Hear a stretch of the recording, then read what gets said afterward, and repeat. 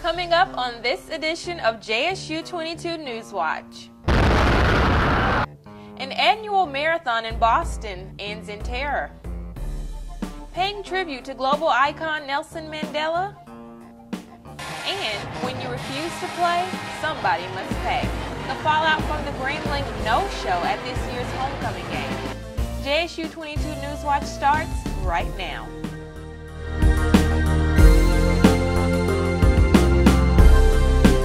Hello everyone, I'm Jade Hewitt and this is JSU22 Newswatch. On this special edition of JSU22 Newswatch, we'll take a look back at 2013. From campus news to global views, we'll bring you some of the most memorable moments of the year. First, terror stuns an iconic Boston event. A Florida jury delivers a long-awaited verdict, and the Obama administration faces tough questions after a major rollout goes awry. Karen Kaifa has those stories and others that grab national headlines this year. Triumph to tragedy in Boston. On April 15th, 2 homemade bombs exploded at the finish line of the Boston Marathon. 3 people were killed, more than 260 injured. 26-year-old Tamerlan Tsarnaev and his 19-year-old brother Jahar Tsarnaev were named as suspects. And after a wild chase in the early hours of April 19th, the older Tsarnaev was killed by police. The younger found after a day-long manhunt. In July, Jahar Tsarnaev pled not guilty to 30 federal charges related to the terror attacks. A scary sight at San Francisco International Airport. Oh my God! On July 6th, Asiana Flight 214 was in the final moments of a flight from Seoul, South Korea, when investigators say the pilot approached too low and too slow and crashed into a seawall. 3 people were killed, 182 injured. The Asiana pilot was in training to fly the Boeing 777. It was the first time he'd landed that kind of aircraft at the San Francisco airport. 1 week later, in a Florida courtroom. Not guilty. On July 13th, former Neighborhood Watch Captain George Zimmerman was acquitted of murder charges in the February 2012 shooting of 17-year-old Trayvon Martin. Zimmerman's attorneys called the shooting self-defense. Martin's family called it racial profiling. The state of Florida called it murder. But after 16 hours of deliberation, the all-female jury would not agree. A rampage at a U.S. Navy facility. On September 16th, military contractor Aaron Alexis entered Building 197 at Washington's Navy Yard as seen in this surveillance video.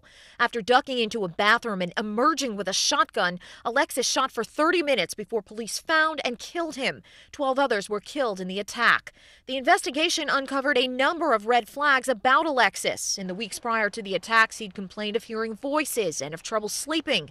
The FBI described his state at the time of the shooting as delusional. And on October 1st, the kickoff of enrollment in health insurance exchanges under the President's Affordable Care Act did not go as planned. The enrollment website plagued with problems, and the Obama administration under fire. I apologize. Republican lawmakers demanded answers about who knew what and when. The administration set a deadline of November 30th to resolve the website issues. In Washington, I'm Karen Kaifa. The world lost many icons this year. In the entertainment world, James Gandolfini, Gene Stapleton, Roger Ebert, actors Corey Monteith and Paul Walker, also Dr. Joyce Brothers and author Tom Clancy. In the international world, we mourn Nelson Mandela, the revered South African president and Nobel Peace Prize laureate who spent decades fighting apartheid.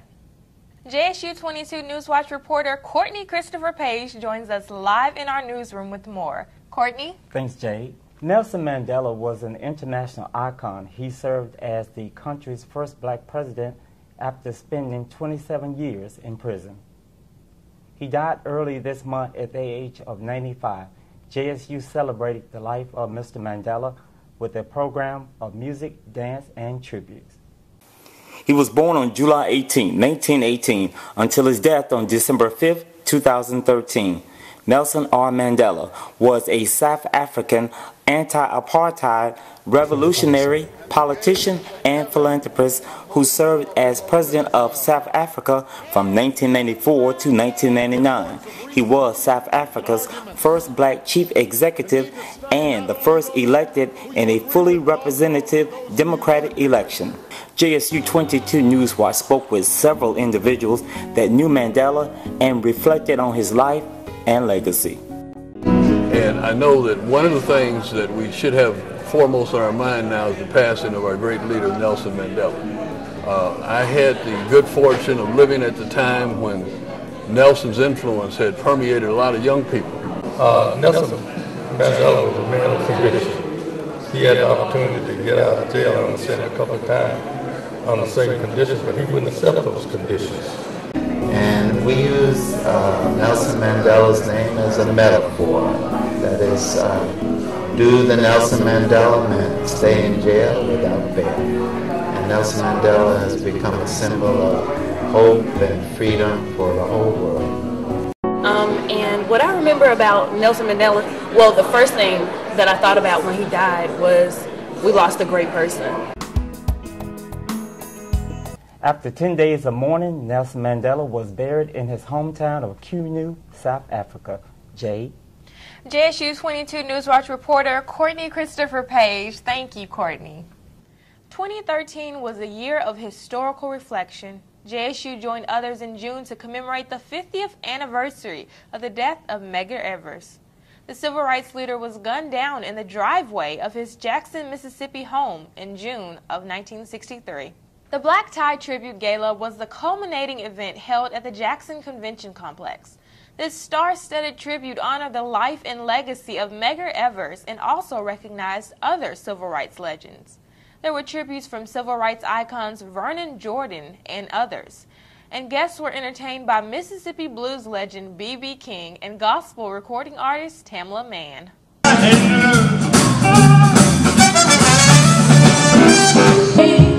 What's left to do? The entire event was taped by JSU TV. Jackson State University mass communication students had the opportunity to cover the commemoration activities held for the 50th anniversary of the 16th Street Baptist Church bombing in Birmingham, Alabama. Tiger TV videographer Winston Curry brings us reflections from the historic event that happened in September of 1963.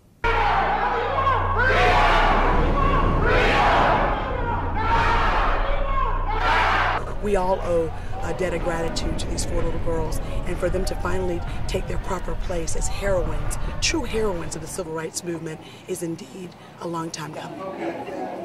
New restrooms have been built here at 16th Street Baptist Church, but 50 years ago today, what is now a kitchen was the original bathroom where the 4 young girls were when the bomb went off. When I went to the hospital, I had glass all in my eyes and in my chest, just really, and I lost my right eye on that day and injured my left eye badly because, you know, when the doctor had operated on me, he was asking me what do I see. So I told him that I see a little light out of my left eye. That day, September the 15th, 1963, my dad has instituted this day would be Youth Sunday, where youth could be feeling valuable. And we studied downstairs the lesson, a love that forgives, as Pastor Price eloquently did that at our 9:30 Sunday school hour. I'm here because I thought that I should be here. We went through a lot of violence and the suffering of these families that we started in Montgomery suffered a lot of violence. And I think that this is a very historic occasion, and it's kind of spiritual to come back here. And we've been revived and rejuvenated. They were was the worst. Yet we had a doctor that was shot down in Selma. They brought him here and died over at the university. That was during the ceremony. And by the way, I lived up on the hill they called Dynamite Hill. And Cynthia Wesley, one of the girls that was killed, was my next door neighbor. So, you know, this is a sad day. But it's one that lives in the memory because it looked like a war zone down here. And that was kind of the height of it. But see, they had bombed the AT Gaston Motel where Dr. King stopped. Dr. King, in this journey from slavery to freedom, I found it was easier to say, Pharaoh, let my people go, than for my people to let Pharaoh go. Many benefited, but few marched. Many benefited, but few sacrificed. Pharaoh, let my people go is easy to preach. To get my people to let fear and trust God and God only is a difficult, more greater challenge. It was just 5 months ago that my other colleague Spencer Backus and I introduced a bill to give a congressional gold medal to these 4 little girls, and to see it come to the floor of the House of Representatives and pass unanimously, and then on to the Senate and pass unanimously, and to have just this week on Tuesday be able to present in the nation's capital a congressional gold medal posthumously to the 4 little girls and their families. You know, it's 50 years too long, but at least it's not justice denied. Every Negro who refuses to go down to try to register and vote participated in that act.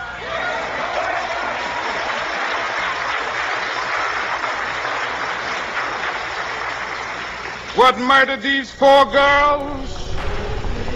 The apathy and the complacency of many Negroes who will sit down on their stools of do nothing and not engage in creative protest to get rid of this evil system.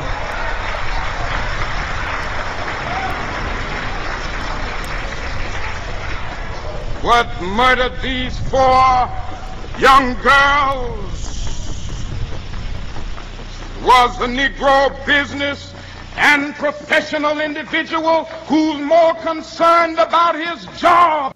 A monument entitled 4 Spirits was installed at Kelly Ingram Park, which is directly adjacent to 16th Street Baptist Church.